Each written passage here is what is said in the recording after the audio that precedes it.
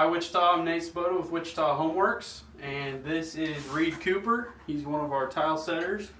So Reed, tell us a little bit about this shower that you're doing. What was the first step that you put down? So first step is getting this backer board on, Okay. and this stuff is made by Schluter. It's like top of line stuff. This is the way to go. But this is already waterproof, so you put this on first, Okay. and then where your seams are at, or all the corners, so I guess the shower only has 2 corners here and there. Okay. You use this, and this is basically the same thing. Essentially, it's just tape. Okay. And you put it on with thin set, but that makes all your corners waterproof. And then also, if you have to, when you put your backer board on and you have a seam, so you have a piece here and a piece there, you always want to tape that as well, Okay. and make sure they overlap just to stay waterproof. Okay. So the whole surround before you even start setting tile is waterproof, right? Yes. Okay. Yeah, that's So that way, if you have any issues with grout or that sort of thing, then it doesn't cause any damage. Okay. Okay. So tell us a little bit about this. What is this? This is a Mosaic tile. yes. Set in there. Yes, this Okay. is a Mosaic that the client picked out. So basically, this was kind of the last thing that I did. First, I did the first row of tile down here, and you obviously want to make sure that you stay perfectly level. And really, unless you have a laser that shoots a laser line, once every 2 rows or so, you just want to put your level on there and make sure that you're staying perfect. But did that first, and then I had to do the outline for this niche. Kind of once I got to here, I had to start doing that to make sure that these pieces stayed well straight with the bull nose here on the side. But I kind of cut around this, so all of this white tile was up, and then I put these pencils on, which is the border, and then this was pretty much the last thing that I did on that wall. So now, does that come as individual little pieces that you have to put on there, or how does that come?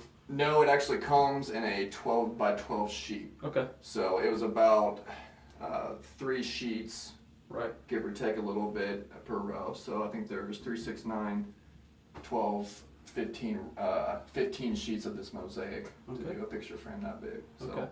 So then once you've got the tile all set, what's going to be your next step? After the tile is all set, grouting. Get it with grout. Okay. And what kind of grout are we going to use? Is that going to be enough of a gap to use a sanded grout, or would it be better? I can't remember what she picked out. She picked out Flex Color CQ, which is a Mosaic grout, which is really high quality stuff. It actually has quartz in it. Okay. So it's gonna be a little bit rougher. Okay. As opposed to some of the non-sanded grouts, but it's really high quality stuff. But typically you don't want to do anything bigger than an 1/8 inch if you do unsanded. Okay. So. Okay. And so at the same time, if you're using sanded grout, you wouldn't want to go any smaller than 3/16 or. Yeah, I mean you can go pretty much any length with sanded grout or any gap size, but the unsanded's not quite as durable. Okay. So 1/8 inch gap for grout joints is really the max you want to go with that. Okay, well, last thing, let's take a look at the floor here. What kind of pattern is that? This is just a herringbone, and we discussed, I brought the client in to see which way that she thought would look best, and we decided that this way, you see more of the herringbone than as opposed to if we did the other way. Okay.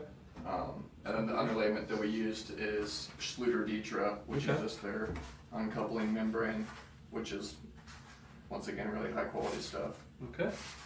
All right, well, if you guys have a tile project in mind and you're looking for somebody to come out and consult with you and get you an estimate, we'd be happy to come out. So thanks, have a good day.